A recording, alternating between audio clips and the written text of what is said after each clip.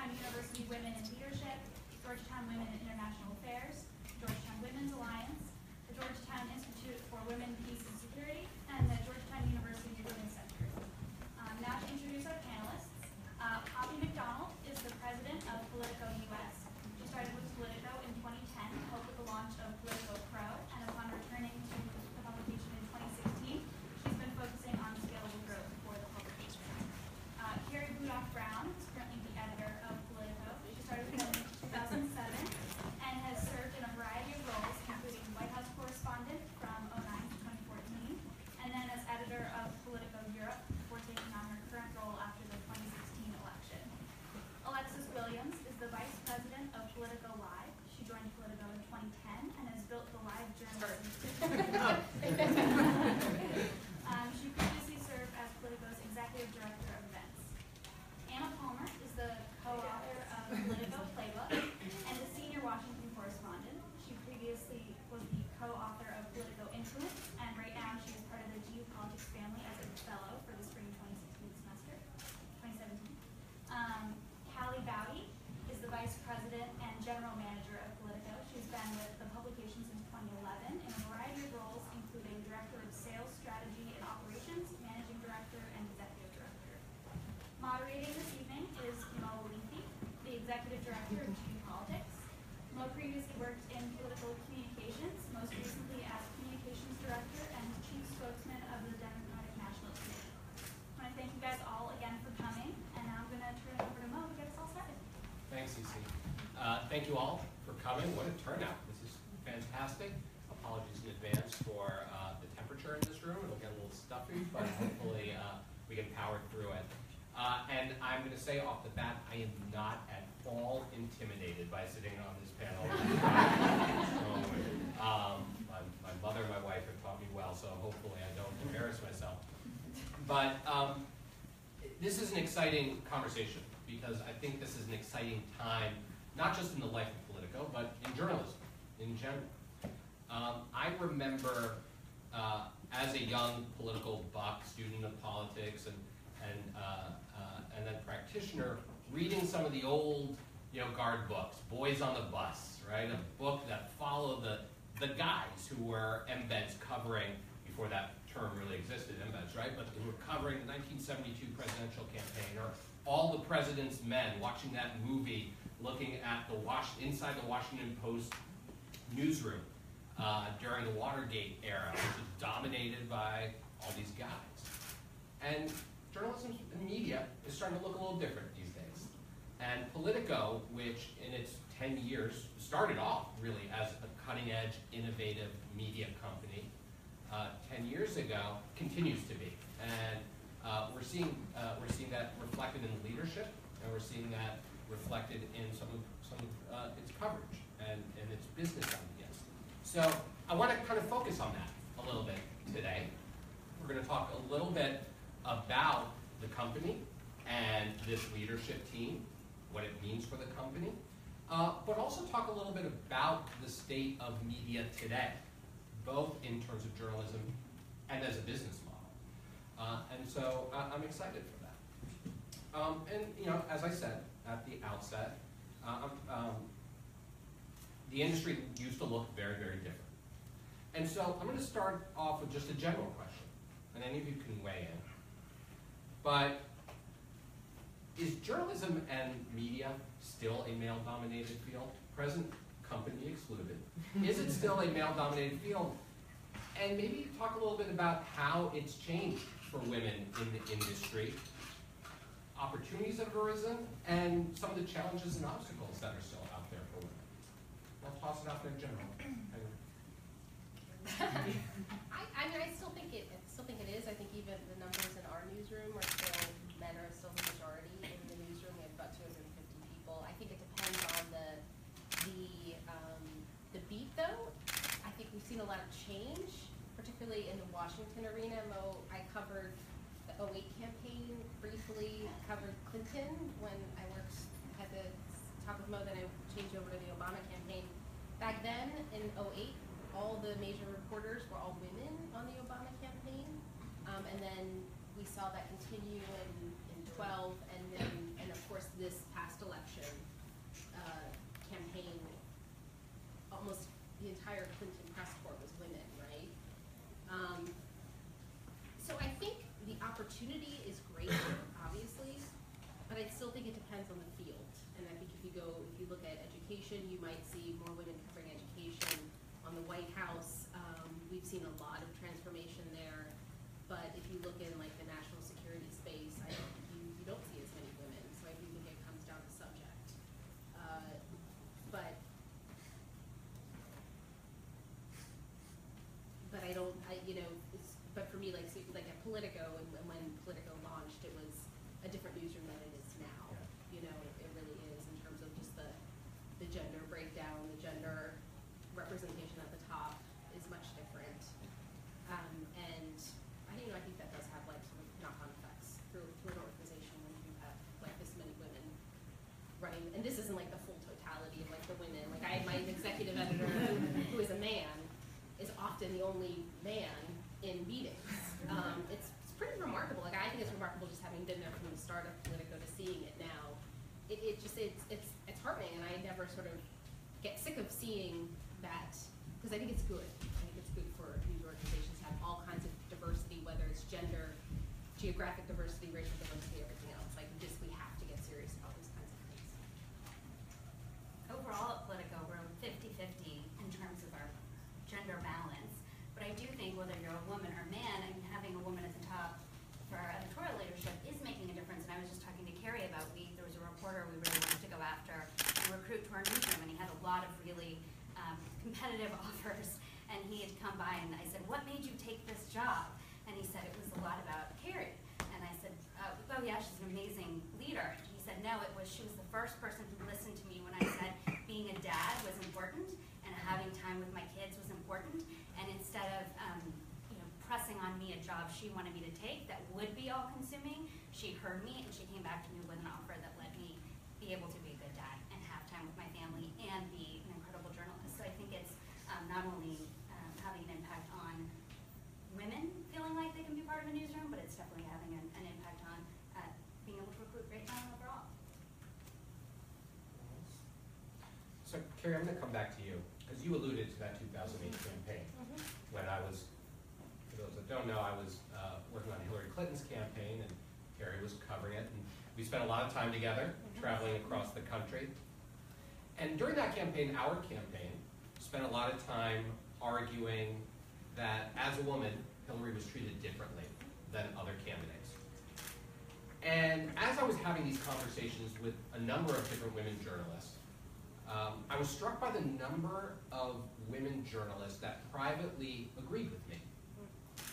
And when I would ask them why they didn't say something that in their newsrooms, more than one came back and said some variation of it just wouldn't go over well with their male bosses.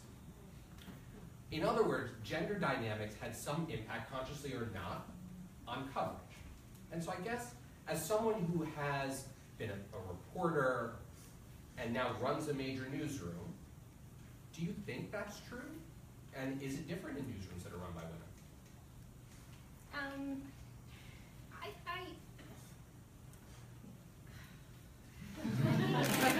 You had to know I was going to ask that question. I'm torn on that. In part because I think I'd love to see not to throw it back. I'd love to see a woman run who's not a Clinton. Right. Because I do think it gets a little bit. It gets a little blurry between like the Clinton, there's generations of reporters in Washington and editors who covered Bill Clinton, and that's led into how we covered Hillary Clinton. And so I think that's part of it too. I don't think it's all gender. I think that, but I do think gender does play a role. It does. I mean, when I sit here and say, I believe our reporters covered her differently because she's a woman. I was not an editor here during this past campaign, so I can't, that was not my newsroom, and I did not run coverage around this election. But, I did cover the Obama White House where Valerie Jarrett was, I just talked to her today for a podcast, and I did actually ask her this question, whether she felt about, the gender imbalance that did she come under greater scrutiny than her colleagues like Dan Pfeiffer or David Axelrod because she's a woman?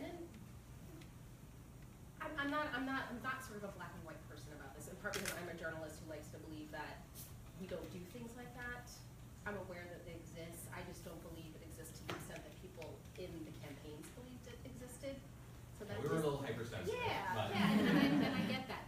Though you constantly, and it's not just a gender thing, but you constantly in this environment with Trump, covering the Trump White House now, it's like I have to push reporters to sort of, you always constantly have to push reporters to get out of what they think is the story or what they think is the perception of the people they cover.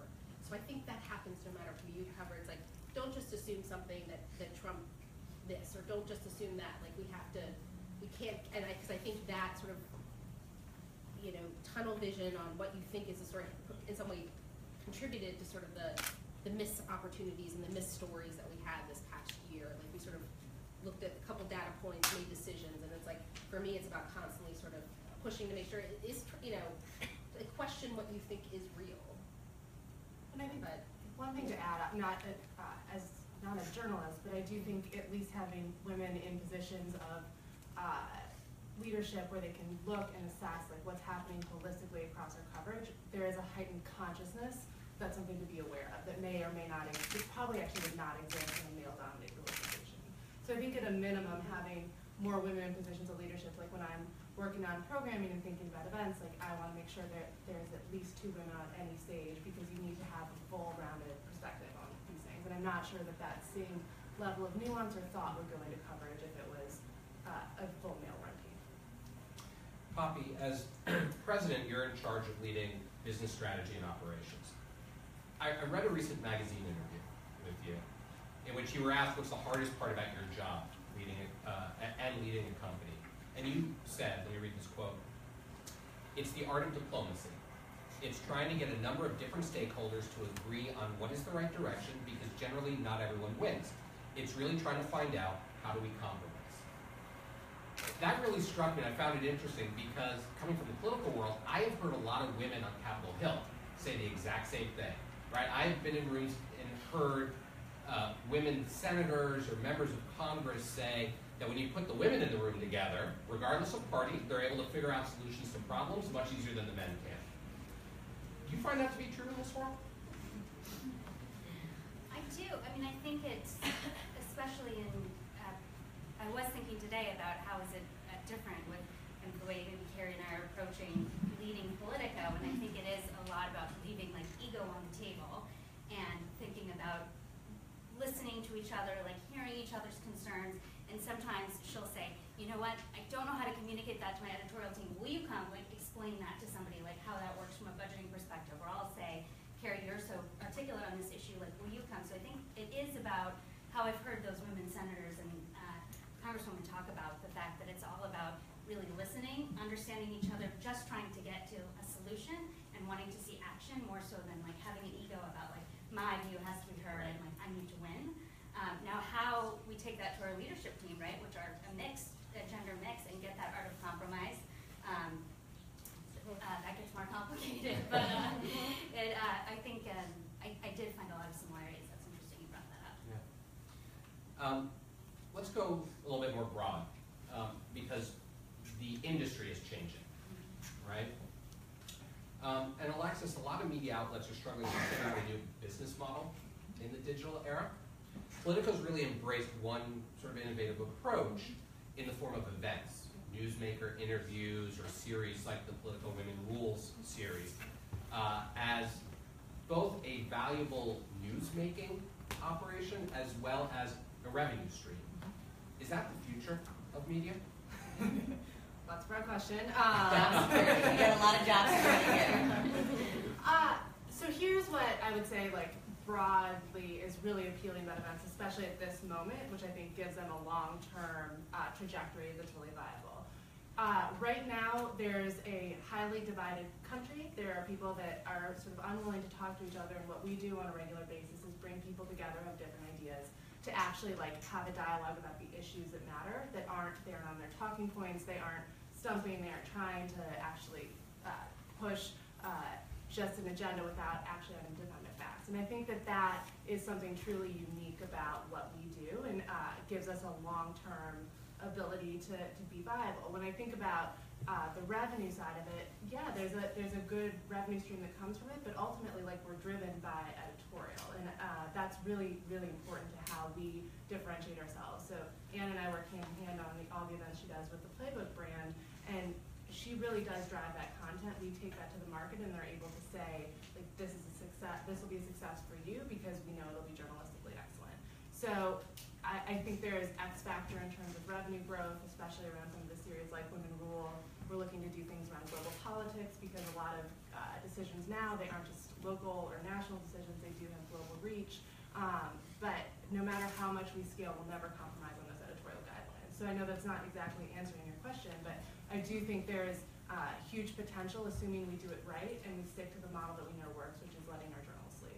You guys have been doing the Women Rules series now for how long? We're in our 5th year now. Fifth Yeah. year. Yeah. What's compelling about that?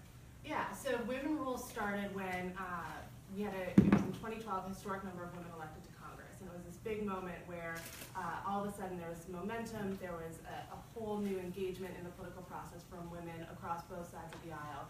And we said, this is something we want to be a part of.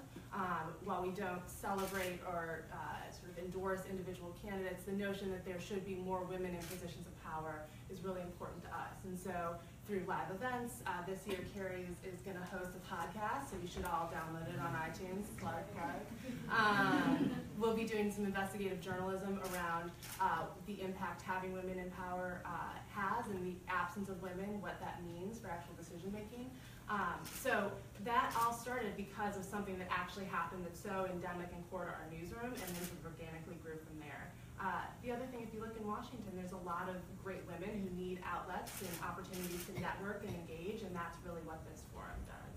So, yeah. Callie, so you're a lifer. You've been there from the start. No, I'm close though. Close. I was part of phase 1. Okay. And you come up through the business side, and you saw it really mature during the Obama administration. I'm wondering if you're seeing any changes or shifts in ad sales or business development now that at the start of a new administration, this new Trump administration. Are business decisions being made differently, or are you seeing a response that's different? Yes. Very much so. I'm going to take a note from Poppy's playbook of the art of diplomacy here. But first, to go back to the question that you asked, Alexis, about what's at the heart of what you asked is diversification important for, I would say, companies overall, if they're going to exceed in the fast-paced economy right now. Media is tough. Media is really hard business, and the premise that Politico was started on was that you can create groundbreaking, market-moving journalism and be the fourth estate, but you can also be profitable with it. And I think we've done that in a way that nobody else really has, especially from DC's perspective. So as we think about what are the things that we do best journalistically, it became very obvious to us early on that Politico creates communities, and there's no better community than an offline community that you can create through events. So I think just diversification is only going to create a better opportunity for you to continue to be successful in this environment. Now, getting to your question, this environment is different than what the past environment was. There are shades of similarities, but everybody was wrong about their projections. Everybody was wrong about their predictions. Businesses had organized themselves in a way to respond to who they believed was going to be president. They went through a period of navel-gazing and figuring out how do we reorganize ourselves. And that has its impact on advertising. So for instance, Ford normally spends its fourth quarter advertising all of its new cars that are coming out, and they want to hit the holiday market, and they want to say, go buy the new Chevy Volt, or excuse me, Chevrolet, but go buy the new F-150. What's that? The new Ford Focus. What other do we have more?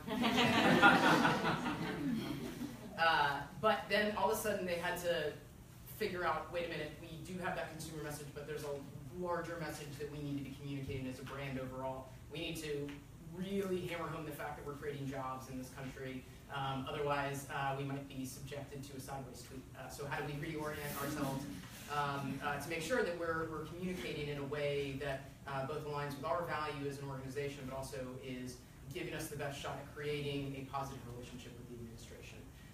And so we have seen a lot of companies be hesitant to want to dive in because they don't know what message they're really supposed to be sticking their landing on. And also a good chunk of our advertising comes from advertising related to legislation. And there hasn't really been that much legislation that has been a very clearly articulated what the stance is going to be. So there is a lot of grandstanding about what might happen with specific pieces of legislation, whether that's healthcare, whether that's immigration. But from a pure policy perspective, that's fuzzier. And when brands are able to understand, okay, this is the way that either Congress or the administration are both together going to be tackling something, then they can position themselves in one way or another. But we haven't seen coordination from the legislative and the executive branches on pieces of legislation or even positions. So there's just this a little bit of a wait-and-see attitude that's happening right now, which was not what we saw in 2010. We saw healthcare companies just funneling as much money as possible into DC, petrified about the Affordable Care Act. Now you see a lot of healthcare companies funneling money into DC saying, wait a minute, hang on, we just spent a lot of money trying to make sure that we have the infrastructure in place to be able to execute against the Affordable Care Act, and now you're talking about taking it away. Can we be thoughtful about this? Can we have a seat at the table and help you figure out what this looks like? But the communication strategies that they're taking right now, it's not, there's no playbook for companies either. So we're all a little bit in the same boat where we're trying to feel it out. So the advertising market is a little different now. So let me ask a corollary question to this. The current president has some very strong views about your industry, right? Which he's not shy about sharing. Has that impacted your business, right? You hear, he talks about the failing New York Times, failing Washington Post. They push back and talk about how subscription sales are up. Do you see any impact from the business side of sort of this back and forth? Positively, we see that we are only as good as our relationships are strong, I think. And from a business side, we place a lot of emphasis on being smart partners to the folks that we work with. The fake news, I don't think has impacted us just because we've never wavered in what our mission is, and we've never wavered in our editorial approach to things. I was telling this to somebody today, and I'm going to show my cards a little bit and be a little bit nerdy here, but like it is a war on journalism. We feel like part of the resistance right now. Like, it might be like too many Star Wars movies watching, but I don't know. It feels really, really cool to be on this side of things, to be able to say like, no, that's not what happened. What's happening? Like good stuff is happening here. But what we are doing at Politico is having an impact on democracy, and I have not ever felt that. Any other time as much as I feel it right now. But also from a business perspective, people trust us more, that they know the way that we approach things. They don't see any of that gray area, that we are, we're a go-to for a lot of people because we have not ever wavered. Yes. No, I was just going to say on the business side, from a subscription perspective, our head of Politico Pro, that is our leads our policy subscription business. He's not here because he's a man. But I will say, I was giving him a hard time because we went up to present how we're tracking on budget, and he is just like ridiculously above the goal he set. I'm like, Bobby, did you game the numbers here? Like, come on now. How am I going to like justify this? And he said, it's the Trump effect. And I said, what do you mean? And he said, whereas people were sort of on the fence at the end of last year, like, do I really need to pay for like that deep policy content coverage of like what's happening in agencies, what's happening on Hill, what's happening in the White House? Oh, I'm not sure. I can probably get what I need just from like finding what I find on the internet. That he's finding people are really scrambling to say, I don't know what's going to happen in this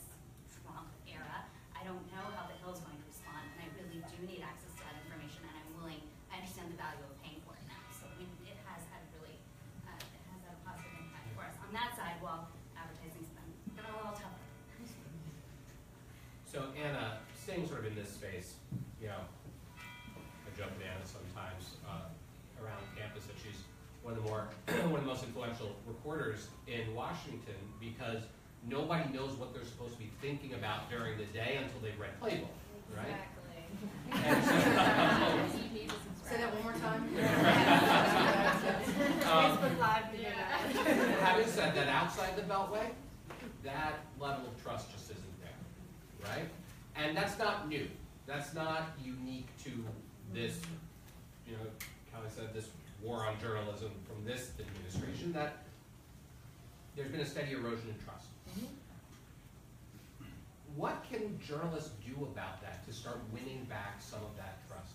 I mean, I think this was a multi-year campaign among conservatives, right? First it was attack the mainstream media, then you had Glenn Beck, all these people who were trying to do this for years, and then you had Trump kind of take it to the next level on steroids. But I think you just do your job. I mean, I think what we do at Playbook every day is try to decode Washington and what's happening, and there's never been a more fascinating time to be a journalist, in my lifetime anyway, in terms of what's happening in politics and the uncertainty. And so, as you cover it, it's important that you call balls, you call strikes, and you're always fair and accurate, and that's our role. But I don't know that there's some kind of master plan where journalists could rise up together and all of a sudden get people to believe that what we're doing is accurate. I want to be sensitive to time and make sure we get plenty of time for audience questions. But I want to throw out one last general question to you guys before we go to the audience, and it's a simple one. What advice would you give to young, aspiring, people who want to go into media on whatever side, right, business or journalism, and particularly the young women that may be interested in it? I'll just throw it up there. I can start. I'm from North Dakota, right? I grew up in a town of 600 people.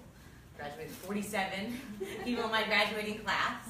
I came out here with waitress shoes and a resume and to try to get a job, and I started covering lobbying with bleach blonde hair and a nose ring, and covering old white dudes I had nothing in common with, right? Literally nothing. I'm just hoping my credit card would go through for the lunch.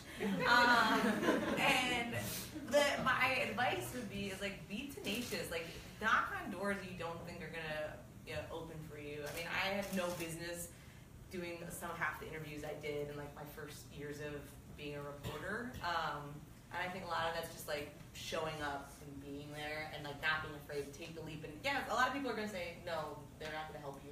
But there's a lot of people, especially other women, that I think you can look to as mentors and that will want to help you in your careers and give you advice, because we all needed it too. I was just going to say, don't ever be afraid to ask questions. That I think people are always nervous about asking a question shows any sort of vulnerability. I see it completely as the opposite. If somebody's not asking me a question, it means that they're not interested to me. And so always feel like you can ask, because if it's coming from a good place, then it will be well received. And my grandfather always said, don't ask, don't get.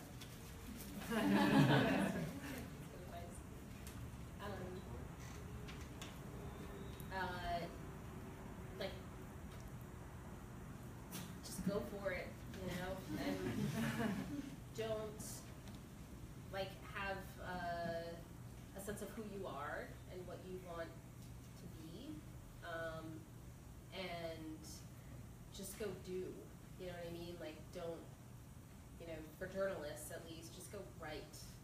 Go edit. Go write a blog. Go just do it. Just go out there and do it, and you'll get better and better and learn from it. And when you have setbacks, I made tons of mistakes. I make mistakes all the time. I probably apologize to everybody on the stage before, because I make mistakes.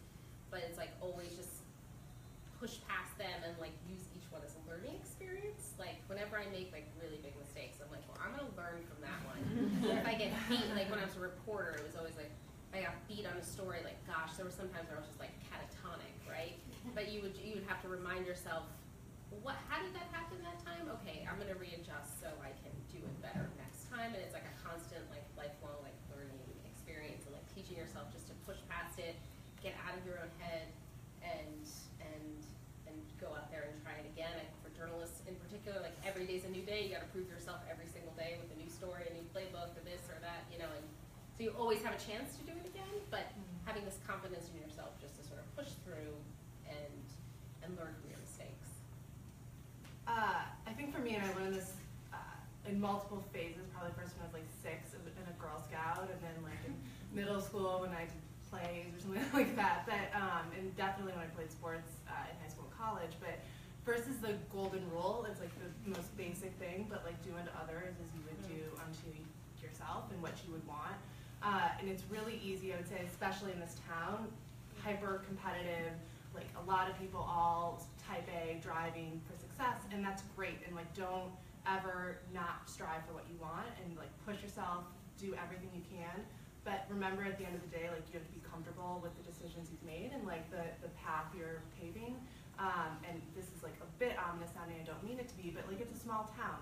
So like who you are early on in your career will impact you later on. And I think even more important than that, like that's strategically probably why to do it, but also you'll just feel better if you know you can go to bed at night and be like, I may have messed that up, but like I tried to do it with the right intention. I think that's super important. I think her point's really good. Like, you can be nice and succeed. Like, that would be my one thing. You do not have to be a jerk. You do not have to be an asshole. Yeah. And in fact, I think that good people do better at the end. And like, I think this group is a testament to that fact. Like, I think you can be nice and you can succeed and you can come out on top. And even if you don't, like, you can sleep better at night. And I think the second thing is figure out what it is that in Politico actually. So like my first job, I've been at Politico since 2010. So sometime in my second or third year, I figured out what it is that I wanted to be known for in the company and like how I wanted people to perceive me, and wanted them to think I did an excellent job at what I did, and that was really important. The second is that I wanted people to think that I had a lot of fun while I did it. Like that's honestly like really important to me. And the third is that I wanted people to think I was a good, honest colleague who operated with integrity. And I go back to that at times where I'm like frustrated, pulling my hair out, because that's going to happen, and that's like the nature of work. That's life. But if you again like figure out what it is that you want to be known for, that makes you feel good about yourself, and makes lifts the others around you up, so that you're driving forward, not at the like detriment to anyone else, and feeling good about it. Like ultimately, that's what sort of all that to me at least. And I think this is similar to what everyone said with Anna too, but I just say kill it in the job that you get. When you get your foot in the door, I think people make the mistake of like, well, it's just my foot in the door job. Like this is beneath me. I really want that next job, and I typically find like 3 months into the job, people are knocking my door. Well, how do I get that promotion? And that doesn't mean don't raise your hand when the opportunity comes for the promotion, but when you raise your hand, if you haven't been killing it in the really basic entry-level job you were given, you're not going to be considered for like a promotion into the next job. So really commit to being the best at, I started as a legislative correspondent answering my senator's mail. Like, kill it at that, and then when the press secretary job opens up, even though they're going to be like, you, what? But look how I've been killing it as, your legislative correspondent. And if you treat that job as beneath you, you're never going to get that next opportunity. And one of my proudest things about returning to Politico 6 years later is when I was there, Callie started as like a junior account manager on the advertising team. Now she's leading that entire team. Alexis was like hired number 2 with a start of an events business. She was an events manager, and we were at $0. Now she's responsible for 20% of our overall advertising revenue. So it's awesome to see like women who work hard rise. Callie, in my first week, they didn't have computers for us, so the job we had to do was put together a mail cart. I will say we did not kill that. We did not kill the mail cart. All right, let's go to the audience. I'll call on you, tell us who you are, and then ask a question. Okay, let's go right there. Yeah. Hi everyone, I'm Sarah Rutherford. I work for the Georgetown Institute for Women, Peace, and Security. And Anna, you used the term mentorship. And I was wondering if Politico has a mentorship program for young women employees, or if there are any other programs in place to help women continue to rise to the top ranks of senior leaders. Yeah, so there's 2 things that we're doing. One is through the Women Rule series. A large portion of that is focused on mentorship and finding senior women in the Washington community to help mentor younger women who are at different phases in their careers, and we do that through our life events. internally within Politico, Poppy, our head of HR, and I are looking to do a women rule mentorship for younger women who are coming up in the ranks. So that's something we're looking to do this year. But mentorship, and I sort of see it not just as like mentoring, but also like really collaborating with individuals is how I've gotten to where I am. It's a couple people who've really helped guide me, helped me make the right decisions, and those all been women, so it's super important. And I think going back to an earlier point, like having women at the top, we recognize the need for that from the highest levels. So. No, and I would just say too, I think it's amazing that we're creating those mentorship opportunities at Politico, but you don't have to find your mentor at your workplace, right? And so you can find mentors in a client, in a professor, in another student who like really challenges your thinking. So I would just say like start thinking about building your own base of mentors just by like folks who impress you or challenge your thinking or who make you look at life in a new way, and build those people around you. It doesn't just have to be limited to where you go to school or where you work. Other questions? Yes. Hi, my name's Emma Gatto. I'm a junior here in the School of Foreign Service. I'm interning in a lobby right now, and I actually use especially your Politico Pro content, like every single day. And it's been really helpful because y'all have like a very specific, I would say like nonpartisan, disinterested view of the news, at least compared to a lot of things we see coming out right now. So I guess from like an editorial standpoint, could y'all like describe basically your blueprint that you give to new reporters on what they are and aren't allowed to say, and sort of have you ever had an experience where someone has been like too pointed or too partisan, and how did that go? Did end well. I'll just You can Google it. There's some good examples there. Just typing my name. I'll just say that as someone who's worked at Politico and on the writing side for 7+ years now, I like to think of this as the ESPN of politics. Like, it's who's up, who's down. It's not like you're not rooting for your home team. It's just about kind of decoding and trying to give the backstory about what's happening and how deals get done. And I think if you take that as your like baseline to how we cover things, it's like be accurate, be first, and and you kind of go from there. But. I mean, our business model is based on being nonpartisan and independent, and so that, and Pro is definitely built. That's extraordinarily across every part of our business. But that is when if that is threatened, then sort of the whole thing that we're built on is in danger. And so I very much have to, not only on the onboarding process is it clear, those guidelines are made clear, but it's a different environment today than the one I entered 20 years ago when I was a journalist. There's so many opportunities for people just to say what they'd like to say on social media, and I think what I have is a newsroom of people who feel, well, I have a newsroom that you have to guard against people feeling like, they can go out and say things on Twitter or Facebook that cast their independence or, the sort of nonpartisan nature of our mission into doubt. So that's sort of a constant rolling conversation that I have to have with folks. It's definitely on the minds of my reporters who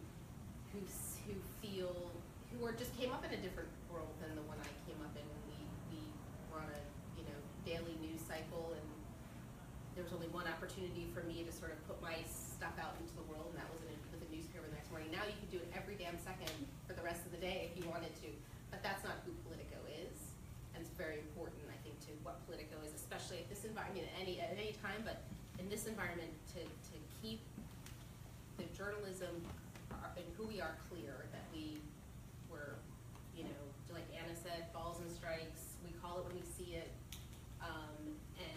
but we're a nonpartisan news organization, and I think that's where our credibility and our strength comes from, and will be going forward. Do you find that this whole debate over fake news and pushback, there's always a healthy amount of tension, right, between journalists and the people they cover, but it's a little heightened right now. Do you ever find that tension forcing you to kind of take a step back and question yourselves? On the fake news stuff? Just, on the fake news stuff, and just generally are we being fair?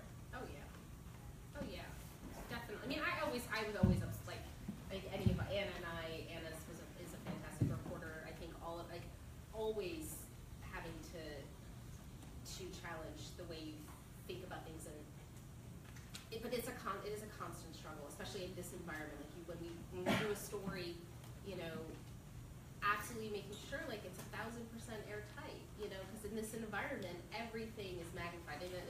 With social media, with everything else, with the president who can tweet out, anything at any time about any of us.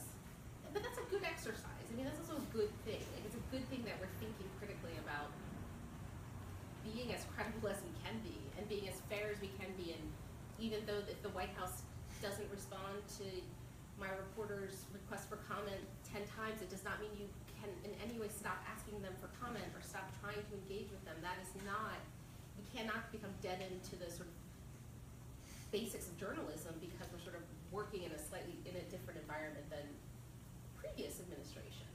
But it's challenging, and I have to remind the White House team and anybody, other reporter all the time, like, I don't care if they didn't respond to you for 2 weeks, you still have to go back to them and give them a chance to comment, and give them a chance to weigh in on a story.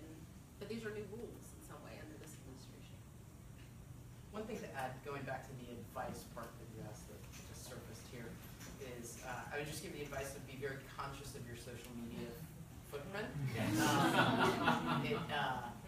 It exists forever, for the most part, even if you think you've deleted it. Yeah, It's another piece. The person who handles hiring for me in the newsroom, he will comb your social media going back years and years to see. Like, it's just a very standard thing these days, and certainly in Politico now it is as well. So, yeah, it's a big deal. My name is Naomi, and I'm a second-year graduate public policy at the McCourt School, or student at the McCourt School. I think one of my favorite stories from coming out of the Obama administration in its final days was about how the women in the White House countered that Obama bro culture. I think there was a story about how women would repeat back an idea and say that lady's name. Is there something that you guys do in the newsroom to help support each other? Because it is such a cutthroat environment, and I think we should be like putting ladders down and helping women up rather than pushing them down. Yeah, I mean, the Ben may need that program now.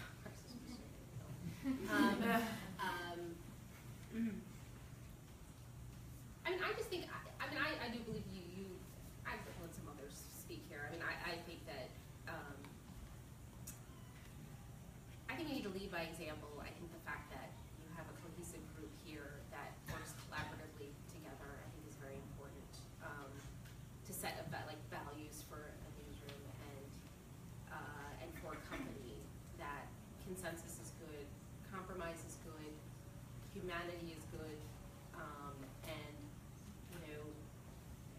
when people have, I mean, you're asking a specific question about how we lift up women. I don't know if you all have more specific sort of stories you'd like to tell, but I just believe you have to sort of, as a newsroom leader, you have to just be humane, and I think that works to both the benefit of men and women. And when there's, making clear that if you're about to have a baby, like, you should definitely take as much time as you can off. And that applies to the men and the women. We have a great paternity leave policy in Politico. You get 3 months off paid if you're a man, and you get 3 months off if you're a woman. And I've had some men in my newsroom who had babies, and I will be as encouraging to them and have been that they should take 3 months off. That's what's allowed, and that's good for the family. And I think that doing stuff like that, I think helps all the people in the newsroom. But I think it does set a good tone for like the women who do have sort of a different approach sometimes to doing their jobs than men do. I think what I try to do, so my team, we're about 20 right now and predominantly women, but what I try to do is actually focus on the individual and then make that the culture and habit that they take to their people they manage and down the chain. Because I think one of the management techniques I learned early on from one of the women who's helped me get to where I am is that no two people are the same, and I think a lot of times it's very easy to group people together. So while that's not specific to women, I actually think what's important is that we're consistent around the board about finding individuals, cultivating their talents, and really lifting them up and helping them find paths for growth within the organization. So I don't know if that, to me, that's not like a uniquely how we're lifting up women, but it's how we're lifting up people, right? And lifting up individuals across the company and really focusing on the great contributors we have and bringing out the best in them. There are two things that come to mind to me that Politico is, or the women at Politico are very good about, is sharing others' ideas and not having them have to be their own ideas. That I've worked with a lot of men where I feel like I have to use Inception on them, and I have to make them think that this idea is their own. And they say back to me, oh, that's a really great idea, we should do that.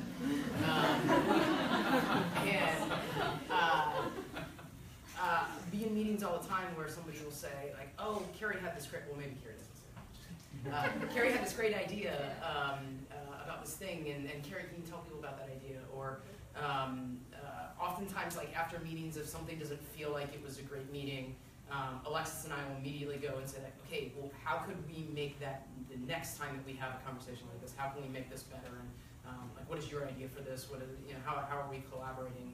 I think that part is fascinating to me that happens all the time at Politico. The other thing that I think women at the organization do very, very well is to make themselves completely accessible. I try to be as accessible as possible and drop everything if somebody says, like, hey, do you have a minute? The answer is always yes. I'm always here to help, and I'm not doing my job if I can't take a minute to stop, breathe, and figure out how to brainstorm with you. I also think that the work-life balance stuff is really important. When I started at Politico, we had a very, very poor maternity policy, but that was not on my mind, so I was just bothered by it, generally as a human. But it wasn't something that I felt like I had to champion and get changed. And then when I had my child and I went on maternity leave, the support both leaving during maternity leave and then coming back, it was just a fully open arms, just a really, really wonderful experience. And there were a lot of women who gave me a lot of advice before I left.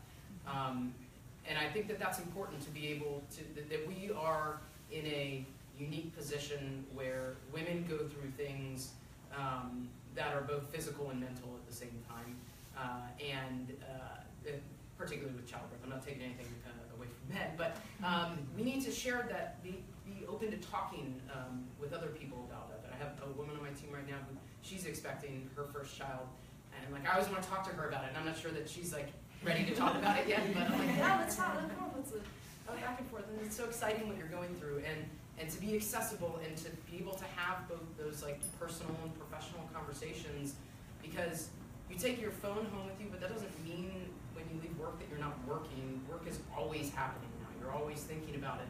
So your personal and your professional lives are so intertwined together that we have to be both our personal and professional selves with the people that we work with. And that's how I think we can maybe not put a ladder down, because I don't want to think about putting something down for somebody, but like pull somebody along with me. I think that's what we're really good at least this group of women and other folks I interact with.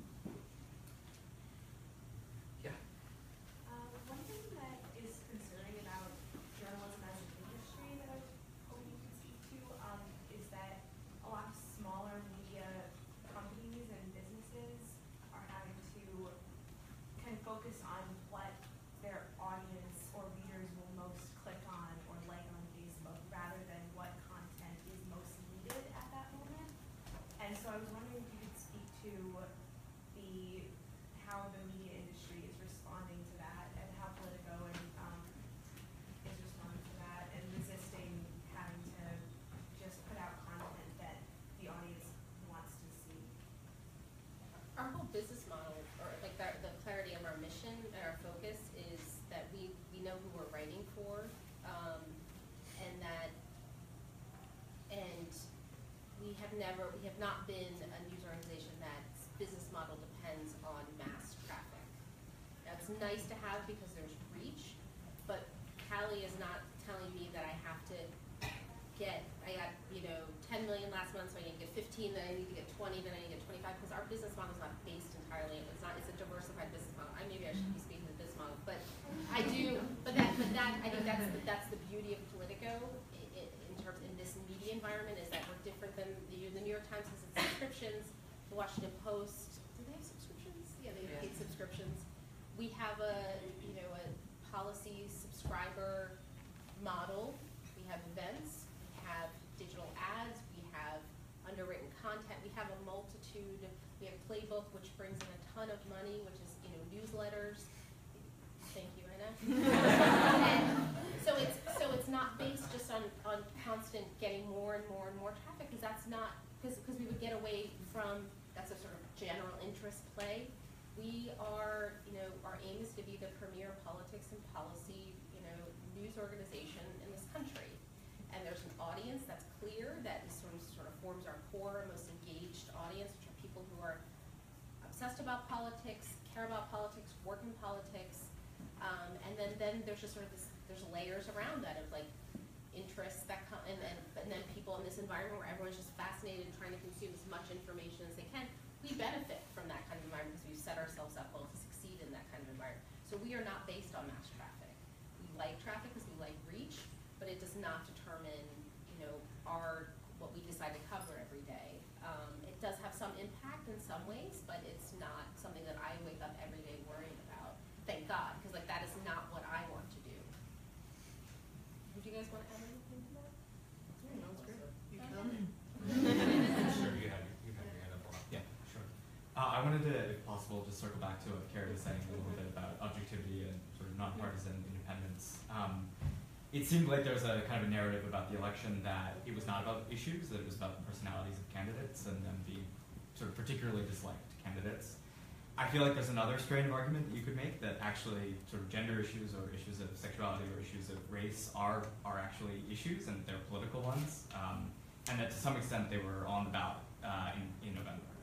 And so I'm wondering if those are, if you guys see those as political issues, how is it possible to be objective about that? Is there a tension there if you're sponsoring programs that are meant to advocate for the idea that there should be more women in Congress, there should be more women in journalism, not a view that I disagree with.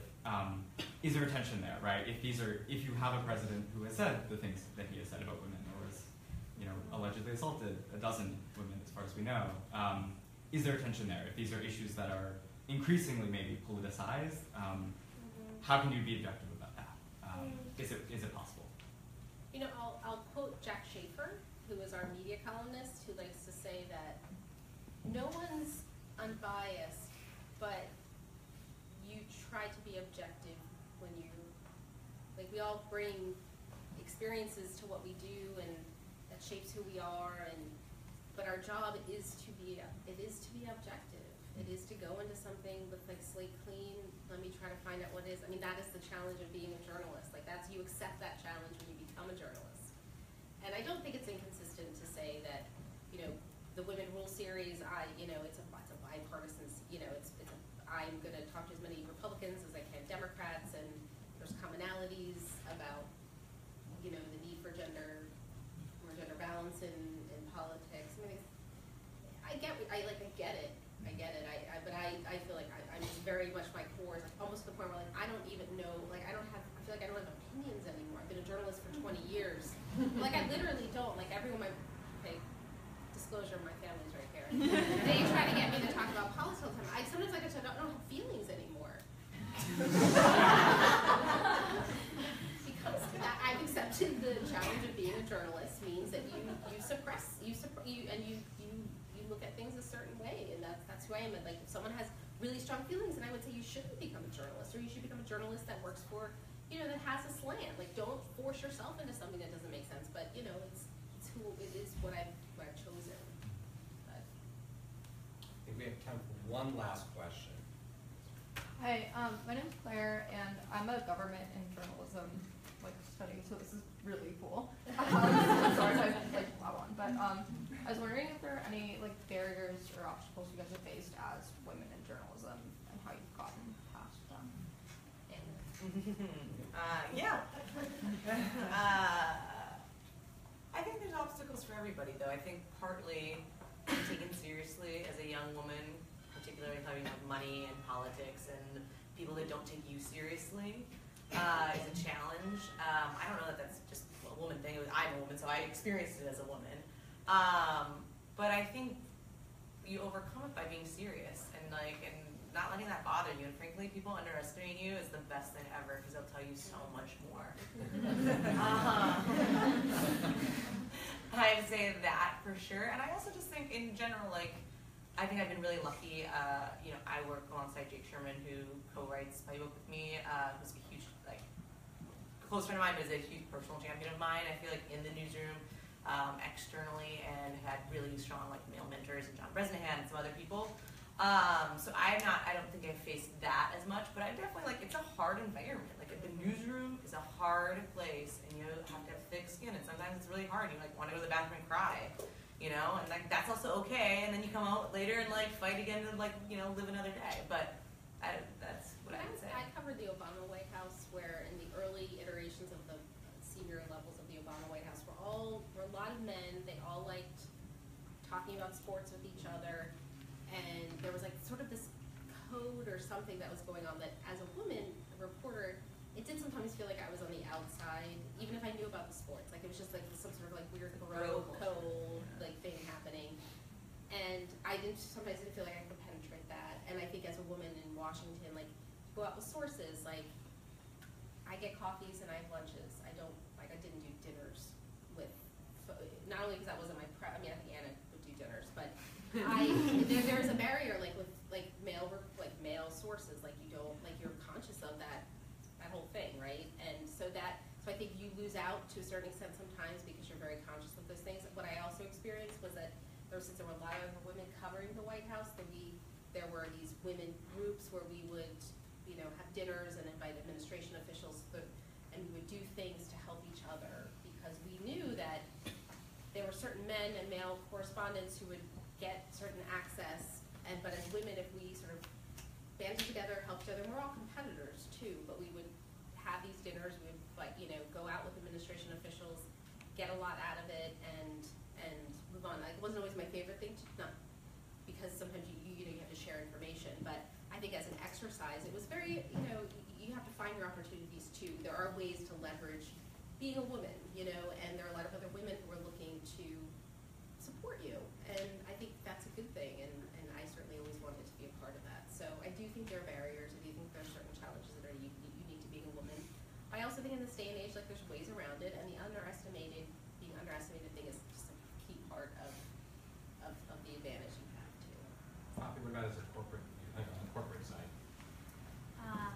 That's a good question. I mean, you had asked earlier about is it still a male-dominated industry? And I came from Atlantic media, and I remember going on an executive retreat, and there was the owner of our company called aside the spouses to do a spouses session, and there were only 2 men in 30 people, right? And it was the head of HR's spouse and my spouse, and he happened to get the 2 confused. Like, so you know, it's still definitely like a male-dominated culture, and I, you know, face that. I think what you have too, Anna, of like being underestimated or people assuming that you're not up for the job because like you don't have gray hair and you can't possibly have. Well, I do now, but then I didn't, and so you didn't. You know, you don't have like the experience that they're looking for. So I think it is about just having to like fight back and prove yourself and prove them wrong through your experience. But you know, I think sometimes I've found it an opportunity to be the only woman at the table. It gives a different perspective, and you approach the conversation differently than the men around the table. And I think sometimes that can get you noticed too.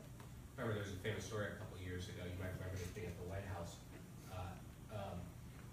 where in the White House press pen there were some new mothers, and they didn't have a place, a lactation room, and the women journalists teamed up with some women White House staffers to demand it, and took a little give and take, but they eventually got it, and there was that sort of collaboration between both sides. That really made the difference. Well, I can't thank you all enough. This has been a fascinating conversation, and what you guys are doing at Politico is fascinating. So, read it, subscribe to Playbook, come to Anna's discussion groups at Geopolitics. Monday, 4 p.m. And thank you all.